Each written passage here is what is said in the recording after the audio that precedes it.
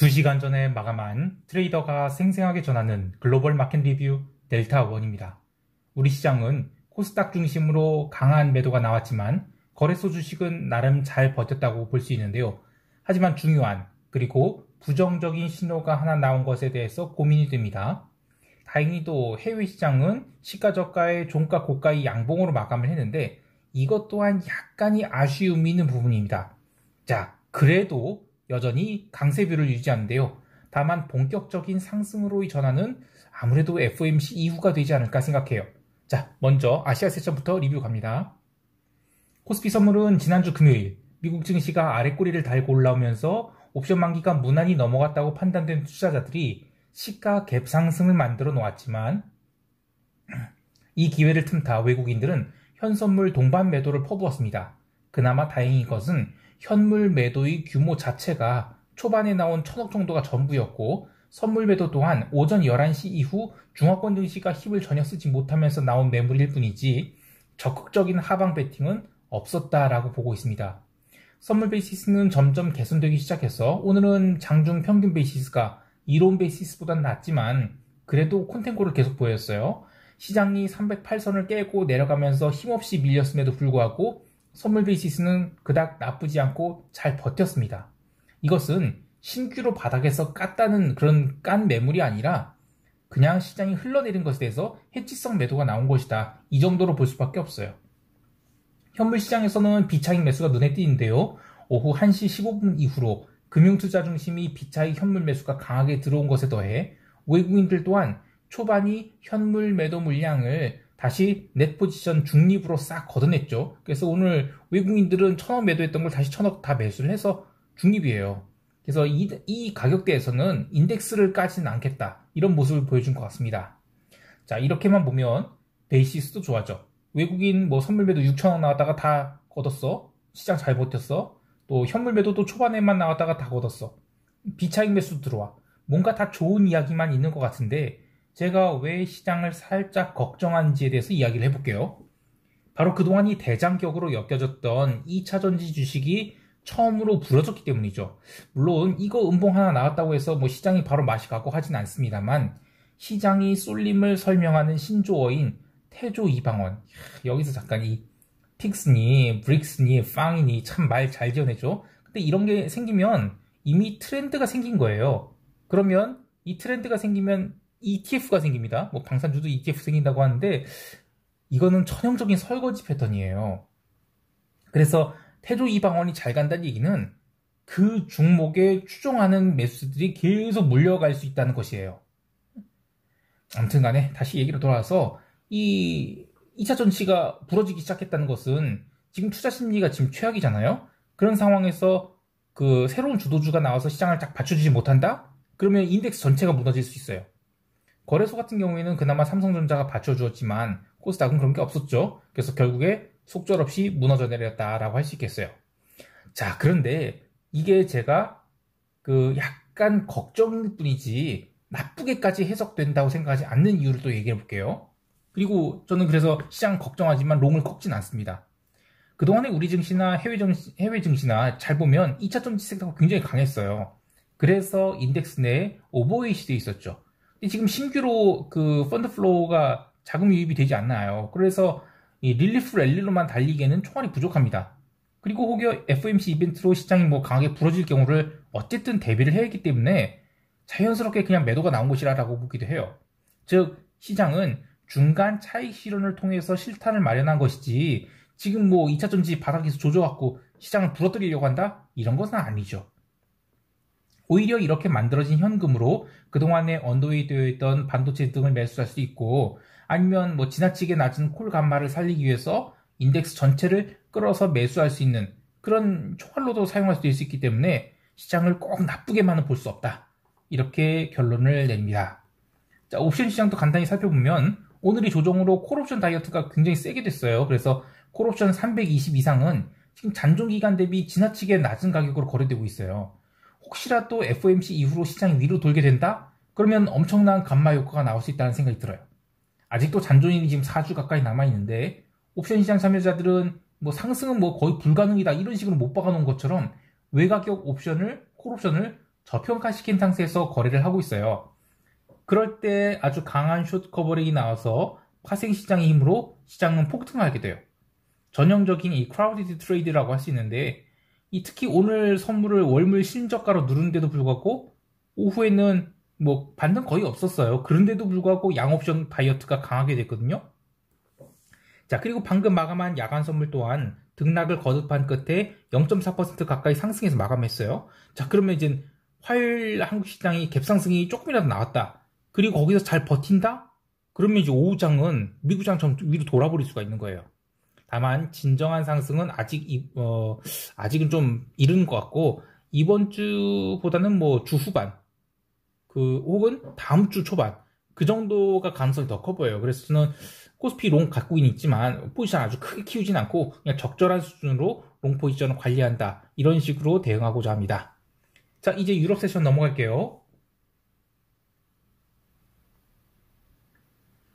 유럽 증시는 전강 후약이 모습을 보였지만 이 선물 옵션 동시 만기 이후의 후폭풍 정도로 눌림이 나온 것이고, 인덱스 내 종목 편출입이 나오면서 눌렸다가 오른 것이기 때문에 특별한 이유가 있는 흐름이었다, 이렇게 할 수는 없었어요. 이렇게 생각할 수는 없습니다.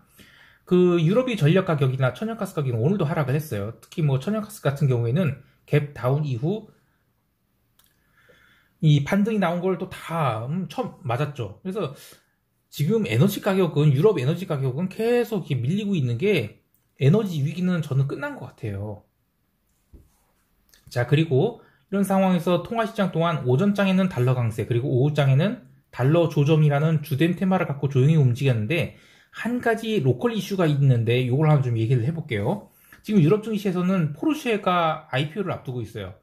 아마 94억 유로라는 어마어마한 자금을 빨아들일 것인데, 유럽 증시에서 LG에너지 솔루션, 우리 증시에서 LG에너지 솔루션이라든지 뭐 카카오 그룹주라든지 이런 대형 IPO가 무더기로 쏟아질 때 증시 유동성을 빨아갔던 것을 생각하면 유럽 증시 자체는 이건 굉장히 수급상 악재가 되는 거예요.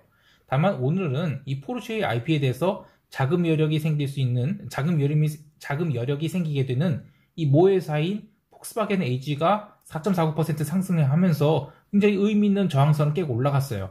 근데 이 요즘 자동차 섹터가 다 좋거든요. 그래서 괜찮은 그림이라고도 할 수 있는데, 어떻게 보면 올해 7월 이후로 대부분이 글로벌 자동차 회사들이 YTD 손실률을 빠르게 만회하고 있거든요. 그런 상황에서 폭스바겐은 좀 뒤늦게 이 만회하는 흐름에 합류했다, 이렇게 볼 수 있겠어요.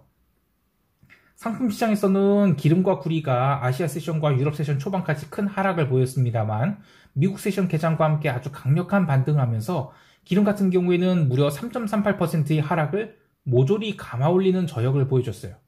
특별한 이슈가 있어서 하락을 했던 것은 아니고, 단지 유동성이 부족한 가운데 달러가 초반에 강세를 보이면서 이 브렌트 기름이 90달러에서 스탑로스 맞았죠. 그래서 그거를 눌렸던 것을 다시 회복한 정도다, 이렇게만 봐요. 그래서 장중에 진폭은 굉장히 컸지만 딱히 의미를 부여하기는 어려운 하루였다, 이렇게 봅니다. 하나 조금 아쉬운 점을 이야기하면, 제가 지금 소맥 매수를 좀 들고 있는데 뭐 얼마 들고 있진 않아요. 그래도 이게 상당히 많이 눌려서 의미 있는 하락이 좀 나온 것 같아요. 그런데 이번 소맥이 상승 추세는 저는 폭등은 아니라고 봐요. 점진적인 상승으로 보고 있기 때문에 아직까지는 추가 매수하지 않고 박스를 좀 더 그리는 시간을 보낸 다음에 추가 매수를 할 계획입니다. 자, 이제 미국 세션 넘어갈게요. 미국 지수 선물은 아시아 세션 중반부터 이 눌림이 시작되면서 유럽 세션 초반에 인덱스 종목 편출입이 있으면서 추가로 눌림이 나왔어요. 자, 그리고 지난주 금요일 마감을 종가 고가로 커버링이 나왔어요. 그렇기 때문에 이 초반이 눌림 같은 경우는 뭐 충분히 이해할 수 있는 상황이었죠. 근데 이것을 갖고 대부분이 언론에서는 FOMC 압박 때문에 시장이 눌렸다라고 하는데, 사실 답은 변동성 지수에 나와 있습니다. 오늘 S&P 지수나 나스닥 지수 모두 지난주의 저점을 깨거나 근접한 하락이 있었어요.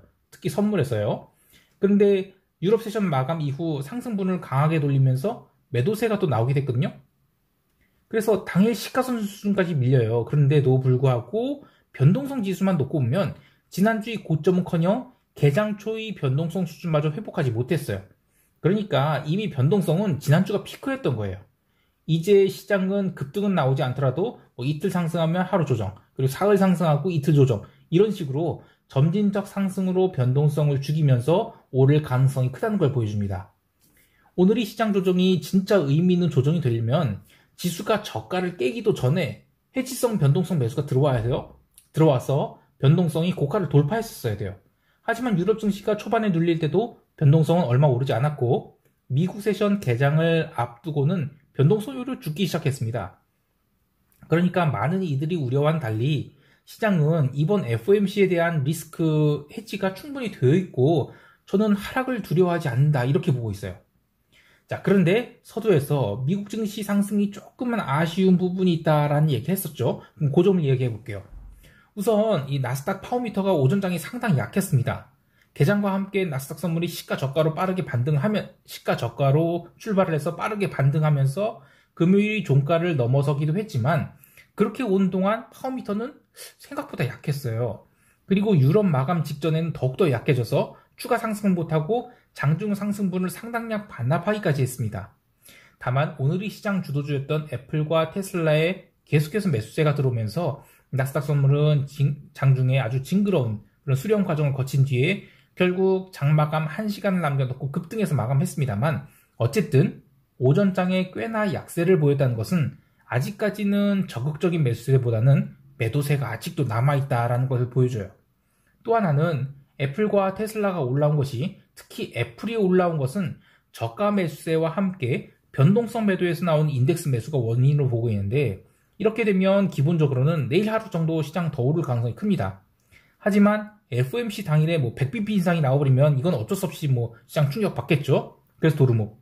또 75bp 인상이 나오면 잠깐 오르다가 이익 실현 물량 나와서 또 도루묵 될 수 있어요. 근데 물론 어떤 경우가 되었든 저는 롱 포지션을 꺾을 이유는 없다고 보지만 속도 조절을 해가면서 올라갈 가능성이 크다. 그러니까 지난주에 초반에 나왔던 그 급등, 이런 거는 좀 쉽지 않을 것 같다, 이런 생각이 듭니다. 개별 종목을 보면 금융주가 골고루 상승했고, 특히 찰스 슈왑 같은 리테일 증권주가 올라온 게 눈에 띕니다. 그리고 디어나 캐터필러 같은, 그리고 홈디포, 이런 굴뚝 주식들이 시가부터 빠르게 저가 매수가 들어온 것, 또 스타벅스나 나이키 같은 소비재 주식도 저가 매수가 들어와서 장대 양봉이 나와준 것, 이런 것들은 이 자리에서 지금 숏을 치는 게 상당히 부담스럽다라는 걸 보여주는 것 같아요. 재밌는 것은 이 주말에 나온 뉴스들을 보면 지난주 금요일이 하락에 대해서 그거 투매 아니었다, 그냥 정상적인 만기일 흐름이었다, 이런 평가들이 살살 나오고 있어요. 시장이 냉정함을 찾고 있다는 이야기입니다. 물론 오늘 하루 반짝 오른 것을 갖고 시장이 위로 돌았다라고 할 수는 없지만, 어쨌든 FOMC 이벤트를 앞둔 주봉이 첫날을 시가 저가 종가국가 양봉으로 뽑아 올린 것은 긍정적인 흐름이라고 할 수 있겠습니다. 이제 시장 총평하면서 대응 전략 이야기할게요.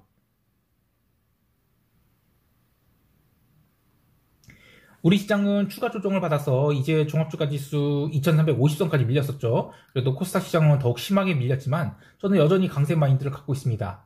다만 아시아 세션 리뷰할 때 이야기했듯이 이 태조 이방원이 주도주가 사라지는 게 아니라 새로운 주도주가 나타나서 교체가 돼야 됩니다.